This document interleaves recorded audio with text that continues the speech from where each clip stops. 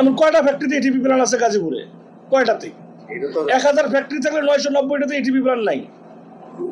1000 factory থাকলে 990টাতে ATP plan নাই, তাদের অনুমোদনও নাই। আমার ফ্যাক্টরির পুঁজি হলো 10 লাখ টাকা, আর একটা এটিপি প্ল্যান করতে লাগে 1 কোটি টাকা সর্বনিম্ন। আমার তো আর 1 কোটি টাকাতে এটিপি প্ল্যান করা সম্ভব না।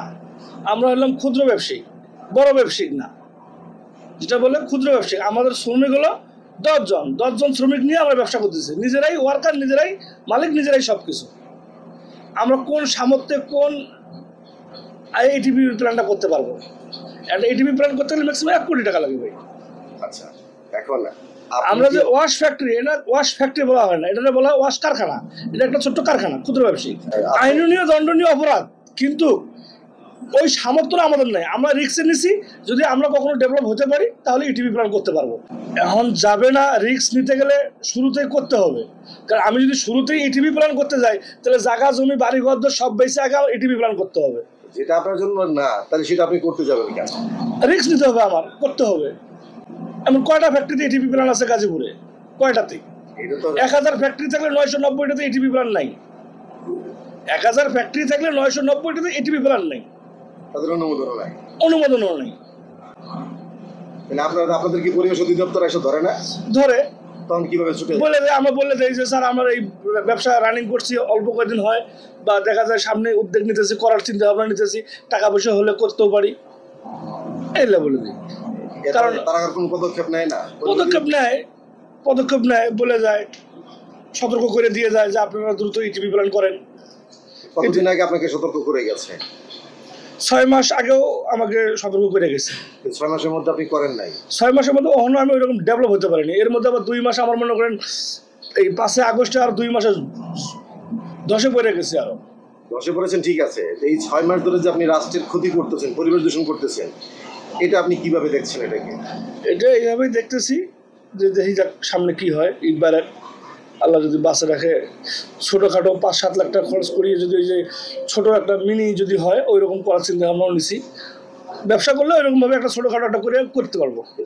এখন যেটা করতেছেন, এতে যে রাষ্ট্রের ক্ষতি হচ্ছে, এতে ক্ষতি কারো হচ্ছে না ভাই, এটা ক্ষতি কারো হইতেছে না, এটা ক্ষতির কিছু না। এটা মাইনে নিলে ক্ষতির কিছু না, ক্ষুদ্র ব্যবসার দিকে তাকাইলে কোনো কিছু না। হ্যাঁ, নিয়ম অনুযায়ী কাজ করতেছে। আমরা তো রাস্তার বাইরে পানি ফেলে দিচ্ছি না, ড্রেন আছে, ড্রেনে ছাড়িয়ে দিতেছি। এই পানিটা যাচ্ছে কোথায়? ড্রেনের পানিটা যাচ্ছে বড় কোনো বিলে যাচ্ছে। বিল দূষিত হচ্ছে না? বিল দূষিত হচ্ছে, ওটা ওইভাবেই চলতেছে। কয়টা বিলে আপনি ইয়ে করতেছেন? বুড়িগঙ্গার মতো নদী যায় দেখেন, ডোবা পানি, ময়লা পানিতে ভরে গেছে। এরকম যদি সবাই আমরা বলি, কথাটা বুঝেন আপনি, সবাই যদি আমরা বলি যে সবাই করতেছে, আমি করলে সমস্যাটা কি? সবাই যদি উদ্যোগ নেয় না, আমরা এই পানি নদীতে বিলে ফেলাবো না, যদি সবাই উদ্যোগ নেয়, সেই ক্ষেত্রে হলো একটা, যেহেতু সবাই দিচ্ছে, আমি জাগর ছায়ার ধারে যেতে পারি না, হেরাই দিতেছে। আমার চেয়ে অনেক বড় বড় শিল্পপতি যারা, তারাই দিচ্ছে, তাহলে আমি তো তাদের ছায়ার ধারেই না ভাই। বুঝলাম, কথা চলে একে এইভাবে যদি সবাই ও করে না, আমি করবো না কেন, এইভাবে যদি সবাই যদি বলি, হ্যাঁ ওর তো নাই, আমি কেন করি? পরিবেশ অধিদপ্তর দরকার আছে না, পরিবেশ অধিদপ্তর দরকার কি কারণে? পরিবেশ সরকার এই পরিবেশ অধিদপ্তর কি কারণে করছে? এত টাকা পয়সা খরচ করে এই লোকগুলোর বেতন দেয় কি কারণে? এই ইটিভি প্ল্যান করার জন্য, পরিবেশ মুক্ত রাখার জন্য, পরিবেশ ভালো রাখার জন্য। আমরা সেই পরিবেশটা নষ্ট করতেছি। এখানে অনেক কিছু বুঝতে হবে, আমার ফ্যাক্টরিটা নিয়ে বুঝতে হবে আপনাকে, আমার ফ্যাক্টরিটার গেট আপ কোয়ালিটি নিয়ে আপনাকে বুঝতে হবে যে এই ফ্যাক্টরিটার জন্য, দাঁড়ান, এই ফ্যাক্টরিটার জন্য ইটিভি প্ল্যান সম্ভব কি না, এটা আগে জানতে হবে। কারণ একটা বাসাবাড়িতে যে পরিমাণে পানিটা বাইর হয়, আমার এই ফ্যাক্টরিতে ঠিক সেম পরিমাণে পানি বাইর হয়। ওরা কাপড় চোপড় ধুলে ওদেরও যেরকম পানি বাইরে, তার একটু বেশি বাইর হয় আমারটা। এতে পরিবেশ, আমার যে পানিটা বাইরে, এতে একটা বিলের পানি নষ্ট হওয়ার কথা না। আপনার তো কেমিক্যাল যাচ্ছে, ওই ডিটারজেন্টগুলি একই আমাদেরই। আচ্ছা, আপনার তো কেমিক্যাল যাচ্ছে, এতে সেই কেমিক্যাল তফাৎ না আমার। আমি কিন্তু এক্সপোর্টের কোনো মাল করতেছি না, কোয়ালিফিকেশন কোনো কেমিক্যাল আমার এটা ব্যবহার করা, সাধারণ নিরিবিলি কেমিক্যাল আমার।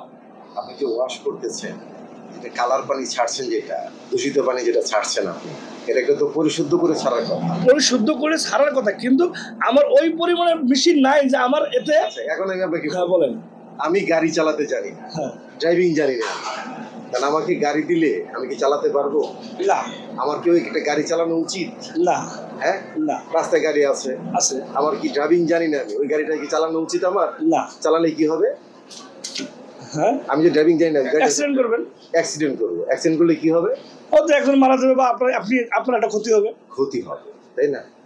তো আপনার যদি সক্ষমতা না ইটিভি প্ল্যান করা, তাহলে আপনার কি পরিবেশ দূষণ করাটা উচিত? উচিত না।